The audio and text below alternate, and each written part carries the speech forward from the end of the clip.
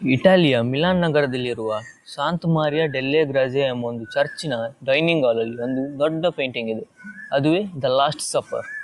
ಈ ಪೇಂಟಿಂಗನ್ನು ರಿನೈಸೆನ್ಸ್ನ famous artist ಆದ Leonardo ಡಾ ವಿನ್ಸಿ ಸುಮಾರು 500 ವರ್ಷಗಳಿಂದ ರಚಿಸಿದರು.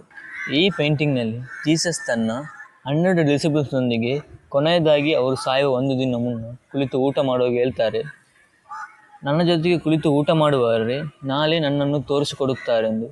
ಆಗ ಅವರ ಡಿಸಿಪಲ್ಸ್ನ ಮುಖದಲ್ಲಿ ಬರುವ ಒಬ್ಬೊಬ್ಬರ ರಿಯಾಕ್ಷನನ್ನು ಈ ಪೇಂಟಿಂಗ್ ತೋರಿಸುತ್ತದೆ. ಈಗ ಈ ಪೇಂಟಿಂಗ್ ಸ್ವಲ್ಪ ಫೇಡ್ ಆಗ್ತಾ ಬರ್ತಿದೆ. ಯಾಕೆಂದರೆ ಆ ಕಾಲದಲ್ಲಿ ಬೇರೆ ಬೇರೆ ಆರ್ಟಿಸ್ಟ್ ಎಲ್ಲ ಬೇರೊಂದು ಟೈಪಲ್ಲಿ ಪೇಂಟಿಂಗ್ ಮಾಡ್ತಿರುವಾಗ ಲಿಯೋನಾರ್ಡೋ ಡಾ ವಿಂಚಿ ಮಾತ್ರ ಈ ಪೇಂಟಿಂಗನ್ನು ಆಯಿಲ್ ಕಲರ್ಸ್ ಯೂಸ್ ಮಾಡಿದರು. ಆದ ಕಾರಣದಿಂದ ಈಗ ಈ ಪೇಂಟಿಂಗ್ ಸ್ವಲ್ಪ ಫೇಡ್ ಆಗ್ತಾ ಬರ್ತಿದೆ.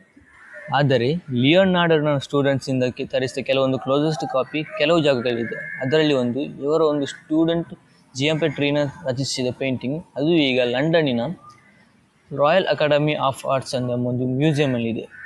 ಲಾಸ್ಟ್ ಸಪ್ಪರ್ ಈಗ ಕೂಡ ಒಂದು ಲಿಯೋನಾರ್ಡೋ ಡಾ ವಿನ್ಸಿಯ ಒಂದು ಫೇಮಸ್ ಪೇಂಟಿಂಗ್ ಎಂದು ಹೇಳಲಾಗುತ್ತದೆ. ಇದರ ಬಗ್ಗೆ ನಿಮ್ಮ ಪಾಯಿಂಟ್ ಆಫ್ ವ್ಯೂ ಏನು?